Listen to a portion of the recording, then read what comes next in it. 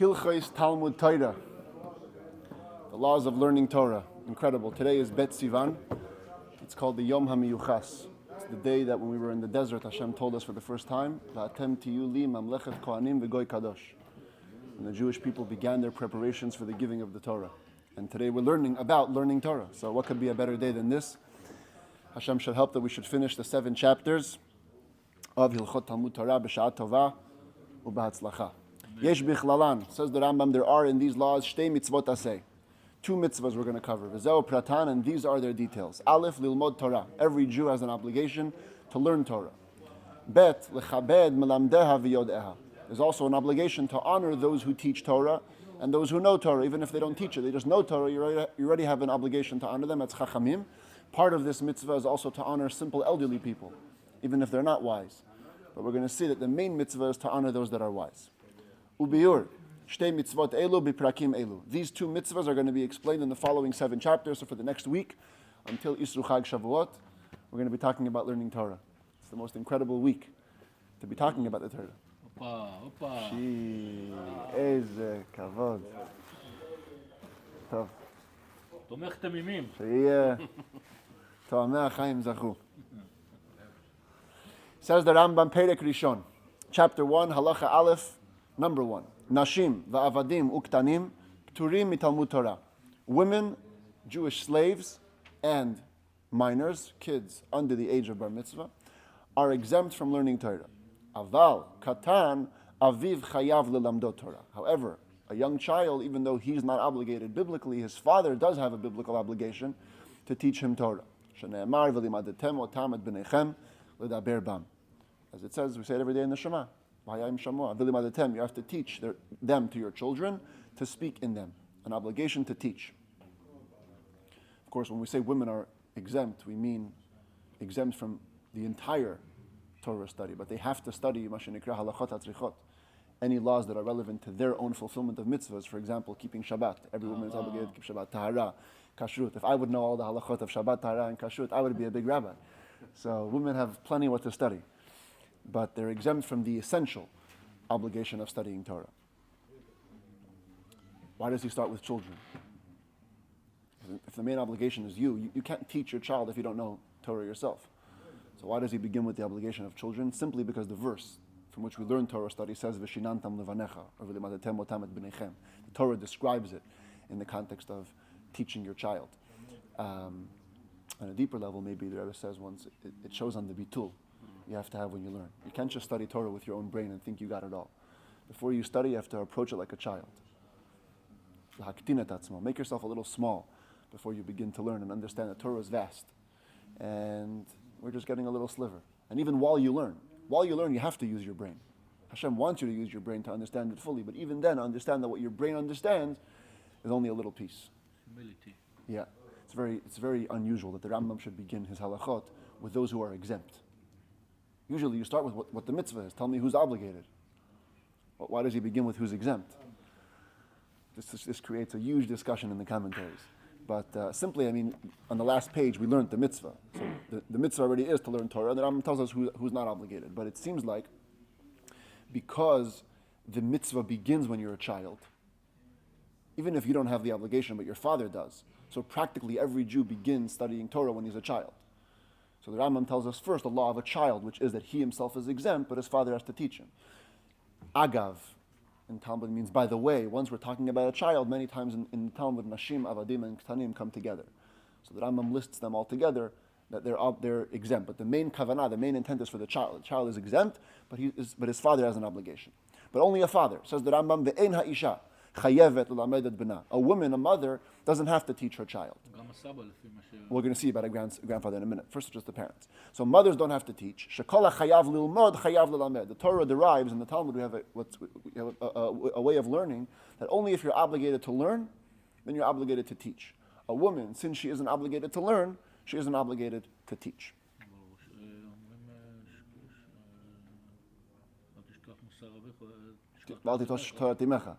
So Talmud says that's speaking about Torah Sheba'al Peh.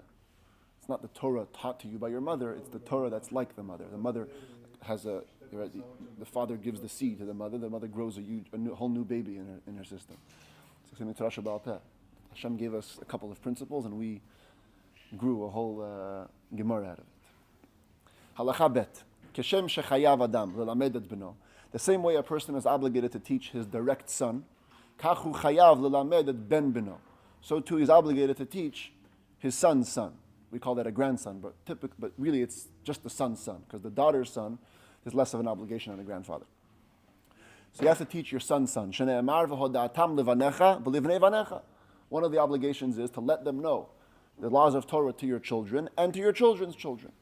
And now that Rambam says that we can expand this beyond biological children. V'lo beno ben beno bilvad. Not just your son and your son's son, that's your blood relatives. Ela mitzvah al kol chacham v'chacham Yisrael. It's a mitzvah on every single wise man, and he uses the word chacham v'chacham because it means different types of wise men.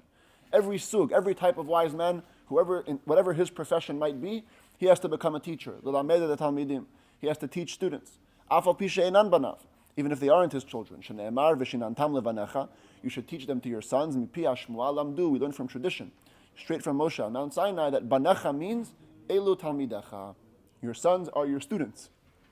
Sha'atalmidim kriyim banim, because we find that students are called children. Shene'emar vayetzu b'nei haneviim, the sons of the prophets. That means the students of the prophets. We saw a couple of weeks ago about the prophecy that there were people that used to try to learn how to be prophets. They were called b'nei haneviim.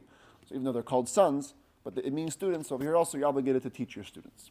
Im kain, if so, if anyway I have to teach everybody, if I can. So lama nitztaval beno val ben beno. Why is there a special obligation in the Torah for my son and my son's son? Two reasons. First of all, lehakdim beno leben beno, uben beno leben chavero. First of all, the order. Because I have an obligation to teach my son, he comes first. Then I teach my grandson. Then I go into the business of teaching others. That's first of all. Second of all, is that in Halacha Gimel, some texts actually have it as part of Halacha Bet because it's the same theme. Second of all, v'chayav liskor melamed livno lelamdo. For your child, you also have to spend financially. You have to hire a teacher if need be. If you can't teach, let's say, you have to hire a teacher, pay tuition for your son to teach him. Ve'eno chayav lelamed ben chavero ela b'chinam. But you don't have to make arrangements for another person's son where you spend from your wallet. If it costs you, you don't have to. Only if it doesn't cost you, you have to help the other person learn. That's why the Torah says specifically the chiyuv is on the son. Okay. Mi shelo limdo aviv. Fascinating halacha here. A person, if your father did not teach you, you weren't zoche, you didn't merit the upbringing of a Torah upbringing, you find yourself a little older in life, and your father didn't teach you anything. Chayav lelamed et atzmo k'sheyakir. A person is obligated to teach himself when he becomes of sound mind. When he has the capability to learn, he must learn and teach himself. Shene'emar, as it says, u'lemadatem otam u'shmartem la'asotam. In the previous pasuk it says v'limadatem. In Hebrew that means you should teach others. U'lemadatem means you should learn yourself. You have to learn them and learn how to guard the mitzvahs. V'chein atam motzei b'chol makom. And the Rambam adds even further. You actually find everywhere in halacha shehat Talmud kodem lemaaseh, that there is importance of learning over action. Learning takes precedence over action, except if it's a mitzvah that nobody else can do. But if you have an option to learn and to do mitzvahs, you have to learn. And the reason for that is mipnei shehat Talmud mevi lidei maaseh, because the only way to do actions is if you learn. Only learning can bring you to actions. Ve'en ha'maaseh mevi lidei Talmud. Actions don't bring you necessarily to learning. You can be raised in a home where you just know what you have to do. Make kiddush here, eat the seder here. You have no idea what the halachas behind it are. You just know what you have to do. Doing doesn't bring you to learning. Learning is what brings you to doing. So we see that learning has an extra chashivut, an extra importance over maaseh. So if a person is obligated to do mitzvahs when he's older, certainly is obligated to teach himself. And therefore we see that we have a chiyuv to teach myself Torah.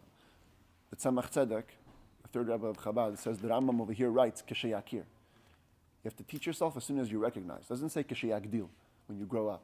He writes Shema. It's very possible. Yesh chiyuv al hakatan midoraita. This is a very few cases where we find a biblical obligation on a child. A child becomes 9 years old, let's say, he has a brain, he has capacity to learn, he may have a biblical obligation to learn Torah. The Rebbe explains it with a very interesting twist, which is that every child, there is a biblical obligation on every child to learn. It may not be on him, it may be on the father. But if the father didn't do his obligation, the biblical obligation on the child's head is still resting there. So he has to take it over, take the reins of this chiyuv. Giving you in a nutshell what's a huge discussion about the chiyuv of a If katan, he doesn't have a a father, child's the grandfather obligation. has to step in. I mean, Huh? I think the obligation, if he doesn't have a father, goes to who? If he doesn't have a father, and the father didn't teach him, it goes to him. His grandfather. If there's a grandfather, the grandfather has his obligation, but it doesn't dispense with the child's obligation. Increase It if doesn't there's dispense. no father. Exactly. Halacha dalet. Hayahu rotzeh lilmod Torah v'yesh lo ben lilmod Torah. This happens all the time, especially now in our day and age. People grow up without a Torah upbringing. They find themselves 30 years old with a child, and now they didn't learn and their kid didn't learn. Who do you teach first? He wants to learn, and he has a son to teach. Says the Rambam, hu kodem livno. The obligation falls on him before his son. The commentaries, especially the Alter Rebbe, writes that this only applies if you gave your son a basic Torah education. If your son doesn't even have the basics, he comes first. On the other hand, v'im haya bno navonu maskil.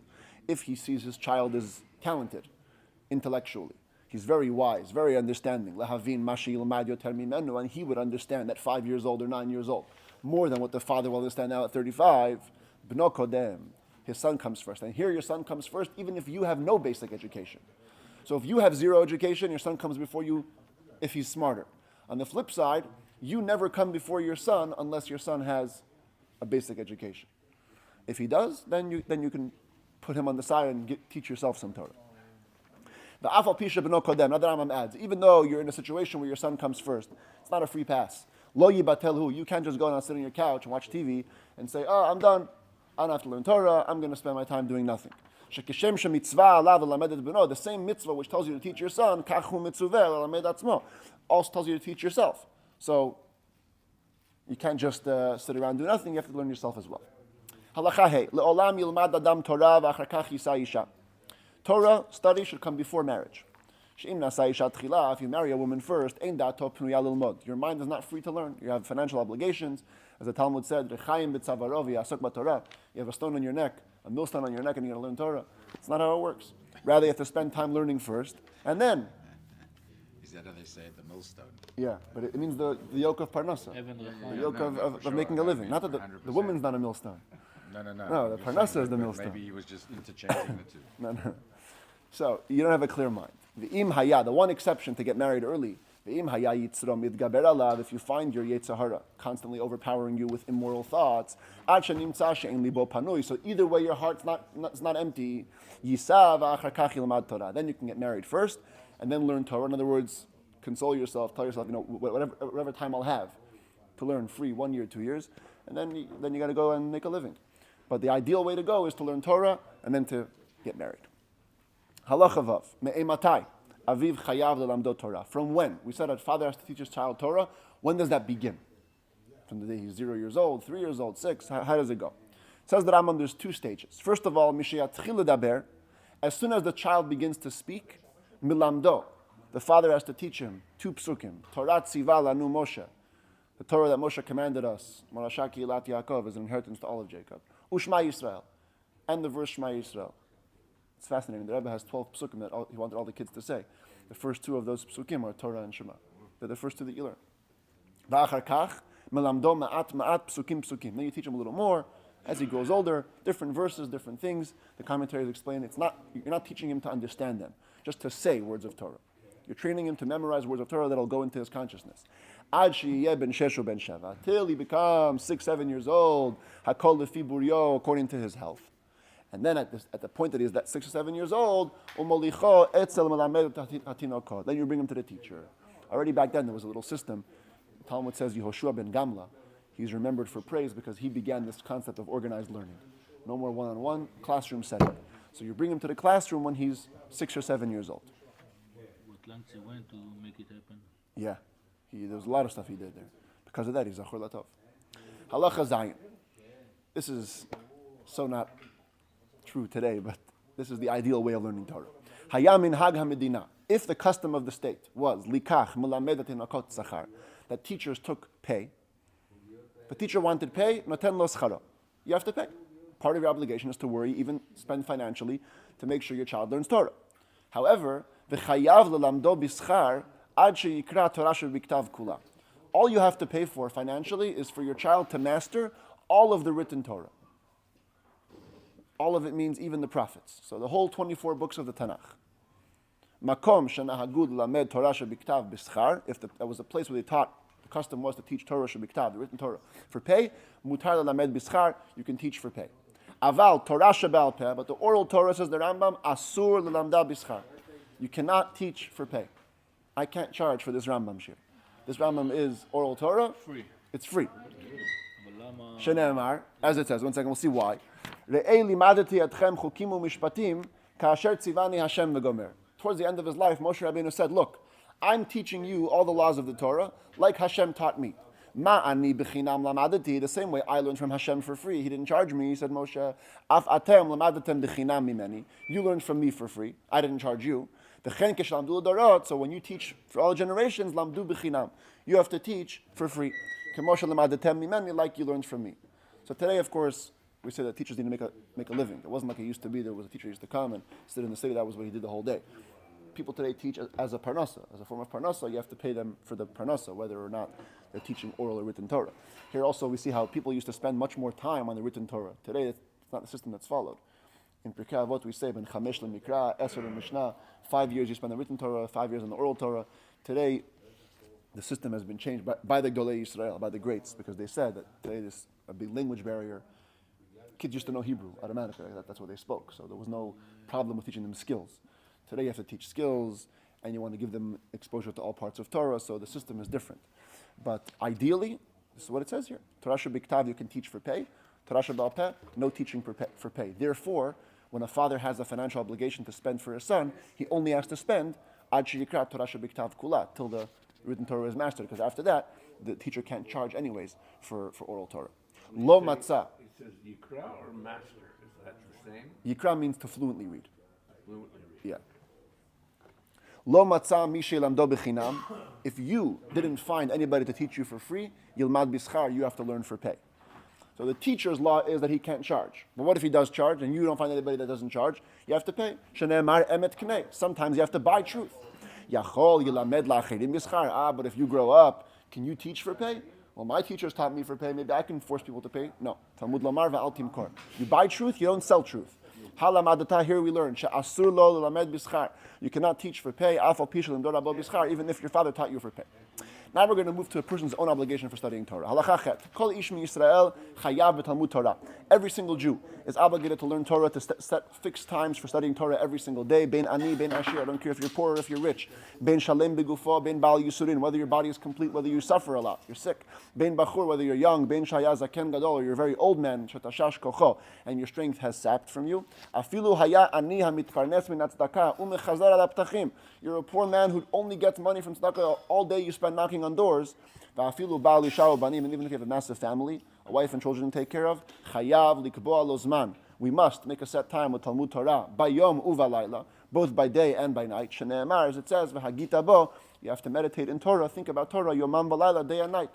If you can, learn Torah all day and night. If not, you have to have a time in the morning, like we do now, and a time at night to also learn some Torah. And the Rambam goes to the extreme. He shows you how much our sages spent on Torah study. Chalachatet, Gdolei Chachmei Yisrael, the greatest of our wise in the Jewish history. Hayu mehen chotvei etzim, some of them were wood choppers. Umehen shavei mayim, some of them were water drawers. Umehen sumim, some of them were blind. Afal pichen, and even so, that didn't stop them. Hayu oskim Talmud Torah bayom uvalayla, they learned Torah day and night. And they became the greatest. Vehem miklal matikei hashmuah, they are part of those who copied the oral Torah, the oral tradition down, ish mipi Moshe Rabbeinu, man to man from Moshe Rabbeinu. So you can be handicapped, you still must learn, and if you do, you may become a part of the chain. Halacha yud ad ematay chayav lilmod Torah, until when? So we know from when you start to speak, till when? Is there a certain age limit? Till when are you obligated? Ad yom moto, till the day of death. How do we know? Interesting limud. Shene'emar, it says on the pasuk, pen yasuru milvavcha. You have to make sure that Torah doesn't remove from your heart all the days of your life. If you don't learn, you're going to forget. And that'll cause you to remove the Torah from all the days of your life. Therefore, you have to learn till the day you die. Halacha Yud Aleph. How do you learn? When you learn every day, you divide your time into 3. Shlish b'Torah shebiktav. You spend a third of the time learning written Torah. Ushlish b'Torah shebal peh. A third of the time, oral Torah. Ushlish and a third of the time you spend using your own brain. Yavin v'yaskil. Understand and get to the bottom of acharit davar mereshito, the end of a matter from its beginning. V'yotzi davar midavar. Learn out, derive one thing from another. V'yidameh davar l'davar. Compare two laws together. V'yavin b'midot sha'atorah nedeshet bahem, and understand the core of the midot, of the principles that we use to expound the Torah, ad sheyeda, until you know, heach hu ikara midot, what is the principle, what is the essence of these midot, the heach yotzi ha'asur v'hamutar, and how you can draw the conclusion of what's forbidden and what's permitted, the chayotzei bahen midvarim shalamad mipi hashmua, and similar things to that which you have learned from tradition. So understand the mechanism of Torah, essentially. V'inyan zeh hu hanikra Gemara. That's what's called Gemara. Today we have it as a Talmud. It's understanding how we got to different conclusions. It's interesting that Rambam himself holds that you can learn Torah without learning the reasons for halachot.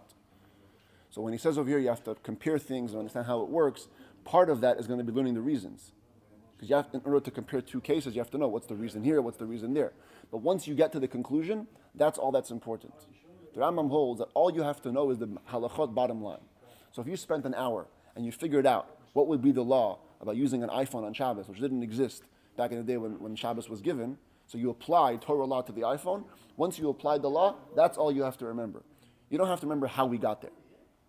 All you need is the bottom line.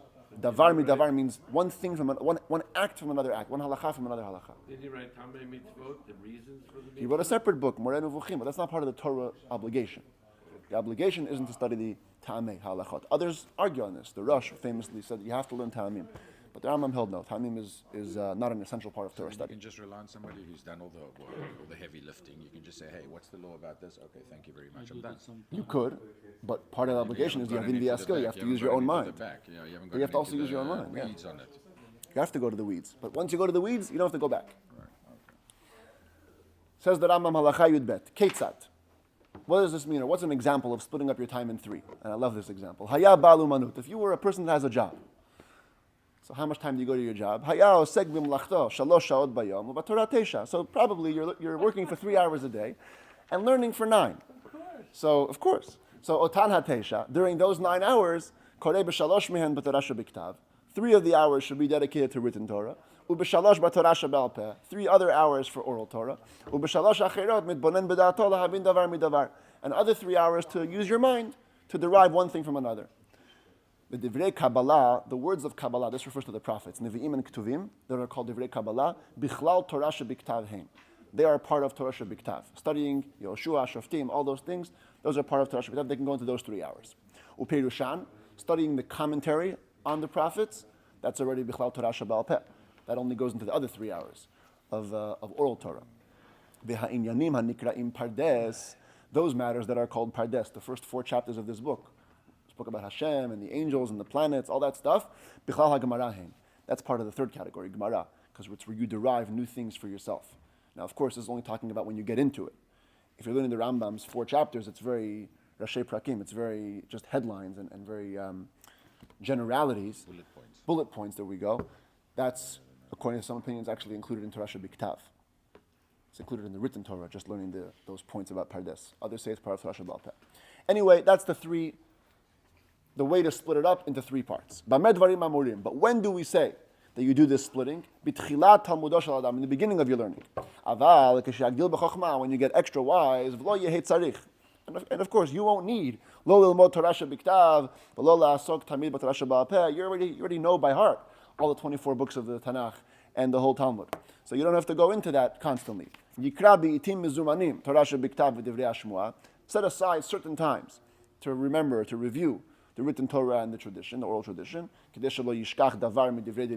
don't forget anything from Torah's laws. And turn all your attention, all your days, just to Gemara, according to the breadth that you find in your mind, and according to how calm your mind is. If you have a lot of responsibilities, it's going to be harder. But if you can, you get involved in Gemara all day long. Halacha Yud Gimel, the final halacha, Isha shalamdat Torah. If a woman chooses to learn Torah, yesh la schar, she gets reward. Aval eino ki schar ha'ish, but it's not like the reward of a man gets, mipnei shalom nitztavet, because she wasn't commanded in the Torah. We have a rule, v'chol ha'oseh davar, she'eino mitzuvah alav la'asoto. If you do something you're not commanded to do, ein scharo ki schar ha'mitzuvah she'asa, you don't get the same reward as a person who was commanded and did it, ela pachot mimenu, only less than him. Even though she gets reward for her own learning. Tzivu Chachamim, the sages taught us that a father shouldn't take initiative and teach his daughter Torah. Says the Rambam, the reason is most women don't have the alignment of the mind to be able to be taught properly. They will take the Torah knowledge that they get and move it to vanities, based on the poverty of their knowledge. The way their mind works, the way their psyche and hormones work, they're going to take what they learn and misuse it. Today, the Rebbe says, is a fascinating talk that he has, that today women are learning anyways tons of stuff. In those days, women didn't learn anything. They were completely illiterate.